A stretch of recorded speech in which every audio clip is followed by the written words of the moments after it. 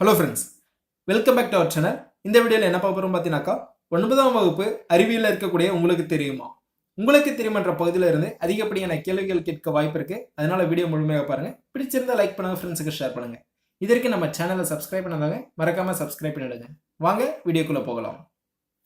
முதலாவதாக எல்பிஜினா நம்ம வீட்டில் பயன்படுத்தக்கூடிய சிலிண்டர் பற்றி தான் பார்க்க போகிறோம். இந்த எல்பிஜி பார்த்தீங்கன்னாக்கா லிக்விஃபைடு பெட்ரோலியம் கேஸ், அதாவது திரவமாக்கப்பட்ட பெட்ரோலிய வாயு. இது மிக எளிதில் தீப்பற்றக்கூடிய ஹைட்ரோ கார்பன் வாயுவாகும். புரோப்பேன் மற்றும் பியூட்டேன் வாயுக்களின் கலவையை கொண்டுள்ளது. அழுத்தத்திற்கு உட்படுத்தப்பட்டு திரவமாக்கப்படும். இது வெப்பப்படுத்தவும் உணவு சமைக்கவும் வாகன எரிபொருளாகவும் பயன்படுத்தப்படுகிறது. எல்பிஜியில் என்னென்ன கலந்துருக்குன்னு பார்த்தீங்கன்னாக்கா புரோப்பேன் மற்றும் பியூட்டேன் வாயு இருக்கு. இந்த நார்மலாக எல்பிஜி பார்த்தீங்கன்னாக்கா வாசனை அற்றது, அதாவது நறுமணமற்றது. அது கசிஞ்சாக்கா ஃபயர் ஆகிறது அதிகப்படியான வாய்ப்புகள் இருந்தது. அதனால நம்ம கண்டுபிடிக்க முடியலன்னு சொல்லிட்டு அதில் ஒரு வாயுவை கலந்தாங்க. அது என்னன்னு பார்த்தீங்கன்னாக்கா மெத்தில் எர்காப்டன்ற வாயு கலந்தாங்க. அதுக்கப்புறமா தான் நமக்கு அது கசிஞ்சாக்கா அதோட ஸ்மெல் தெரிய வந்தது. இதனால நிறைய ஆக்சிடென்ட் வந்து நம்ம தடுக்க முடிஞ்சது.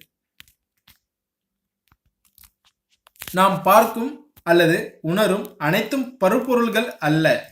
எடுத்துக்காட்டு சூரிய ஒளி, ஒளி, விசை மற்றும் ஆற்றல் ஆகியன நிறையற்றவை மற்றும் இடத்தை அடப்பவை அல்ல. இதெல்லாம் பார்த்தீங்கன்னாக்கா நிறம் கிடையாது, வெயிட் கிடையாது. அதே போல பார்த்தீங்கன்னாக்கா இடத்தையும் அடைச்சிக்காது. அதனால இது எல்லாமே பருப்பொருள்கள் ஆகாதுன்னு சொல்றாங்க. நவீன ஆவர்த்தன அட்டவணையில் நமக்கு தெரிந்து இதுவரை உள்ள 118 தனிமங்களில் 92 தனிமங்கள் இயற்கையில் காணப்படுகின்றன. மற்ற 26 தனிமங்கள் செயற்கை முறையில் உருவாக்கப்பட்டவை. ஆனால் இத்தகைய 118 தனிமங்களிலிருந்து கோடிக்கணக்கான சேர்மங்கள் உருவாக்கப்பட்டுள்ளன. அவற்றில் சில இயற்கையானவை மற்றும் சில செயற்கையானவை. மொத்தம் எத்தனை தனிமங்கள்? 118 தனிமங்கள். அதில் பார்த்தீங்கன்னா 92 இயற்கை முறை, 26 செயற்கை முறை. இதுல இருந்து நம்ம சேர்மங்கள் பார்த்தீங்கன்னா எக்கச்சக்கமாக உருவாக்கி இருக்கும். அடுத்ததாக பாஸ்பரஸ், நைட்ரஜன் மற்றும் பொட்டாசியத்தின் சேர்மங்கள் உரம் தயாரிக்க பயன்படுகிறது. அதாவது என்பிகே உரங்கள் சொல்லுவாங்க. ஓகேங்களா? இது பார்த்தீங்கன்னா நைட்ரஜன், பாஸ்பரஸ், பொட்டாசியம் என்பிகே உரங்கள் பார்த்தீங்கன்னாக்கா நம்ம நிறைய தயாரிக்கிறோம். சிலிக்கான் சேர்மங்கள் பார்த்தீங்கன்னாக்கா கணிப்பொறித் துறையில் முக்கிய பங்கு வகிக்கின்றன. ஃப்ளோரின் சேர்மங்கள் பார்த்தீங்கன்னாக்கா நம் பற்களை வலுப்படுத்த உதவும் பற்பசையில் பயன்படுத்தப்படுகிறது.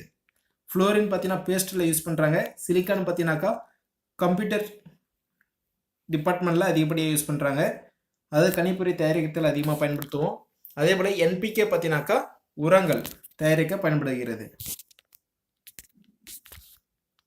இரத்தம் ஒரு கலவை, ஏனெனில் இதில் இரத்த தட்டுக்கள் மற்றும் சிவப்பு மற்றும் வெள்ளை இரத்த அணுக்கள் மற்றும் பிளாஸ்மா போன்ற பல்வேறு கூறுகள் கலந்துள்ளன. ரத்தம் பார்த்தீங்கன்னா ஒரு கலவைன்னு சொல்கிறாங்க. அதில் என்னென்ன இருக்குது? இரத்த தட்டு இருக்குது, சிவப்பணு இருக்குது, வெள்ளை அணு இருக்குது மற்றும் பிளாஸ்மா இருக்குது. அடுத்ததாக கரைப்பான் சாறு இறக்கல் என்பது பன்னெடுங்காலமாக பயன்படுத்தப்பட்டு வரும் முறையாகும். வாசனை திரவியங்கள் தயாரித்தல் மற்றும் பல்வேறு மூலங்களிலிருந்து சாயங்கள் தயாரித்தலில் இது பயன்படுகிறது. கரைப்பான் சாறு இறக்கல் அந்த முறை தான் நம்ம பயன்படுத்தி வரோம். எதுக்குன்னு பார்த்தீங்கன்னா வாசனை திரவியங்கள் தயாரிக்கவும் அப்புறம் சாயங்கள் தயாரித்தலும் பயன்படுத்தப்படுகிறது. கழிவறைகளில் காற்று தூய்மையாக்கிகள் பயன்படுத்தப்படுகின்றன.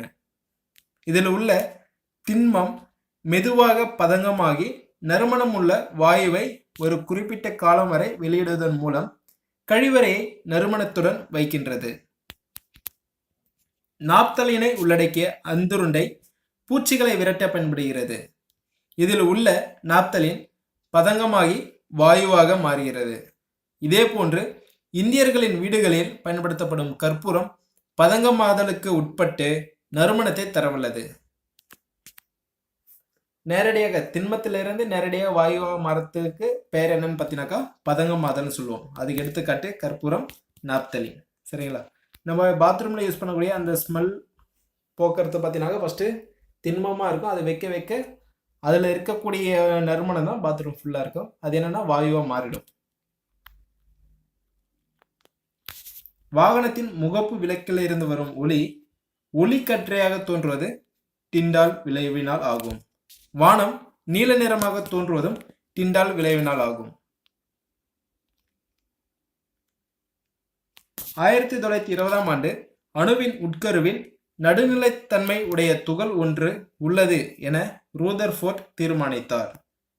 ஜேம்ஸ் சட்விக் நியூட்ரானை கண்டறிந்தார். இந்த ரூதர்ஃபோர்ட் யார் பத்தினாக்கா ஜேம்ஸ் சட்விக் பத்தினாக்கா ரூதர்ஃபோர்ட்டின் மாணவர். ரூதர்ஃபோர்ட் என்ன சொல்றாருனாக்கா அணுவின் உட்கருவில் நடுநிலைத்தன்மை உடைய துகள் இருக்குன்னு சொல்றாரு. அவர் தீர்மானிச்சாரு. அதை கண்டுபிடிச்சார், நியூட்ரானை கண்டுபிடிச்சார் யாருன்னு பார்த்தீங்கன்னாக்கா ஜேம்ஸ் சட்விக்.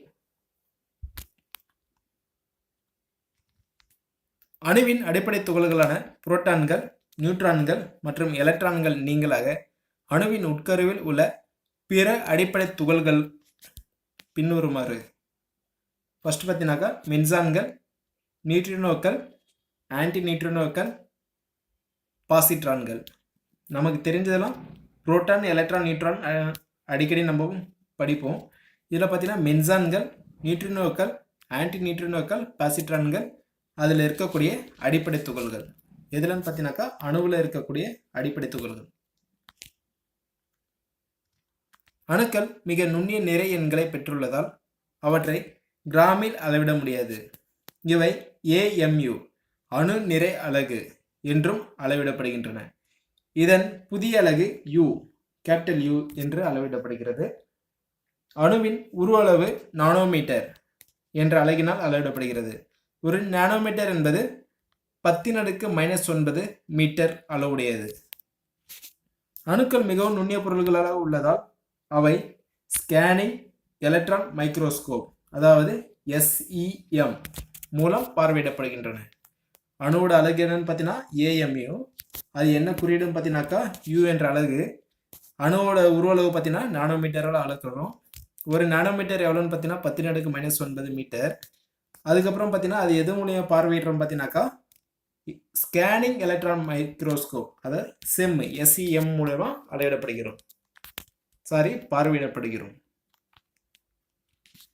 புரோட்டான்களையும் நியூட்ரான்களையும் இணைக்கும் விசையானது ஈர்ப்பு விசையை காட்டிலும் மிக வலிமையானது. இது யுகாவா விசை என்று அழைக்கப்படுகிறது. யுகாவா விசை என்றது என்னன்னு பார்த்தீங்கன்னா புரோட்டானையும் நியூட்ரானையும் இணைக்கும் விசை. நைட்ரஜன் ஹைட்ரஜனுடன் சேர்ந்து அமோனியா அதாவது NH3 உருவாக்குகிறது. ஒரு உலோகத்தின் இணைதிறன் என்பது அந்த உலோகம் இழக்கும் எலக்ட்ரான்களின் எண்ணிக்கை ஆகும். ஒரு அலோகத்தின் இணைதிறன் என்பது அது ஏற்கும் எலக்ட்ரான்களின் எண்ணிக்கை ஆகும். அலோகத்தின் இணைதிறன் பார்த்தீங்கன்னாக்கா அது ஏற்கக்கூடிய எலக்ட்ரான்களின் எண்ணிக்கை. உலோகத்தின் இணைதிறன் பார்த்தீங்கன்னா அது இழக்கக்கூடிய, இங்க இழக்கிறது வரும், இங்க ஏற்கிறது வரும். சரிங்களா? வெப்பம் அல்லது கதிர்வீச்சு அல்லது வேதிவினை அல்லது மின்னிறக்கத்தால் அயனிகளை பிரித்தெடுக்கும் நிலை பார்த்தீங்கன்னாக்கா அயனியாதல் என்று அழைக்கப்படும். அயனியாதல் என்னன்னு பார்த்தீங்கன்னாக்கா அயனிகளை பிரித்தெடுக்கக்கூடிய முறை. அது எதுலாம் வெப்பம், கதிர்வீச்சா இருக்கலாம், வேதிவினை இருக்கலாம், மின்னிறக்கமாக இருக்கலாம். சில உலோகங்கள் அமிலத்துடன் வினைபுரிந்து ஹைட்ரஜனை வெளியேற்றுவதில்லை. உலோகங்கள் பார்த்தீங்கன்னாக்கா ஹைட்ரஜன் கூட வினைபுரிந்து அமிலத்துடன் வினைபுரிந்து ஹைட்ரஜனை வெளியேற்றுவது இல்லைன்னு சொல்றாங்க. எடுத்துக்காட்டு AgCu அதாவது காப்பர், சில்வர். அமில கரைசலில் நீரின் பங்கு. அமிலங்கள் நீரில் கரையும் பொழுது மட்டும் தங்களின் பண்புகளை வெளிப்படுத்தும். நீரில் கரையும் பொழுது ஹைட்ரஜன் H+ அயனிகளை தருவதால் அது அமிலம் என அறிய முடிகிறது. அதே சமயம் கரிம கரைப்பானில் அமிலங்கள் அயனிறுவதாவதில்லை. எடுத்துக்காட்டு ஹைட்ரஜன் குளோரைடு நீரில் கரையும் பொழுது H+ Cl- அயனிகளை தருகிறது. அதே சமயம் எத்தனால் போன்ற கரிம கரைப்பானில் அயனிறுவாமல் மூலக்கூறுகளாகவே இருக்கும். என்ன பண்ண சொல்றானாக்கா அமிலங்கள் நீரில் கரையும் பொழுது மட்டும்தான் தங்கள் பண்புகளை வெளிப்படுத்தும் சொல்றாங்க. நீரில் கரையும் பொழுது H+ அயனிகளை தருவதால் அது அமிலம் என அறிய முடிகிறது. அமிலம் எப்படின்னு கண்டுபிடிக்கலாம்? ஹைட்ரஜன் அயனியை கொடுத்தாக்கா அது அமிலம். அனைத்து எரிகாரங்களும் காரங்கள் ஆகும், ஆனால் அனைத்து காரங்களும் எரிகாரங்கள் அல்ல. சரிங்களா? எடுத்துக்காட்டு NaOH மற்றும் KOH எரிகாரங்கள், அதாவது சோடியம் ஹைட்ராக்சைடு, பொட்டாசியம் ஹைட்ராக்சைடு பார்த்தீங்கன்னா எரிகாரங்கள் ஆகும். அதுக்கப்புறம் பார்த்தீங்கன்னா அலுமினியம் ஹைட்ராக்சைடு, ஜிங்க் ஹைட்ராக்சைடு பார்த்தீங்கன்னாக்கா காரங்கள். இது பார்த்தீங்கன்னா காரங்கள். எரிகாரங்கள் பார்த்தீங்கன்னாக்கா NaOH, KOH. சில உலோகங்கள் சோடியம் ஹைட்ராக்சைடுடன் வினைபுரிவதில்லை. எடுத்துக்காட்டு Cu, Ag, Cr.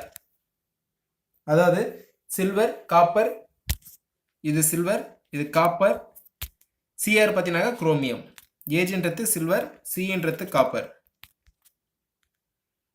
அமிலத்துவம் என்பது ஒரு கார மூலக்கூறில் உள்ள இடப்பெயர்ச்சி செய்யக்கூடிய ஹைட்ராக்சில் தொகுதிகளின் எண்ணிக்கை ஆகும். அமில நிறங்காட்டி, இதெல்லாம் பார்த்தீங்கன்னா நிறங்காட்டி. அமிலத்தில் எப்படி நிறம் காட்டும், காரத்தில் எப்படி நிறம் காட்டுன்றத பார்க்கலாம். லிட்மஸ் தாள் பார்த்தீங்கன்னாக்கா அமிலத்தில் நீலத்திலிருந்து சிவப்பா காட்டும், காரத்தில் பார்த்தீங்கன்னா சிவப்புல இருந்து நீளமாக காட்டும். ஃபினாப்திலின் பார்த்தீங்கன்னா நிறமற்றது, எதில் பார்த்தீங்கன்னா அமிலத்தில், காரத்தில் பார்த்தீங்கன்னா இளஞ்சிவப்பு நிறமுடையது.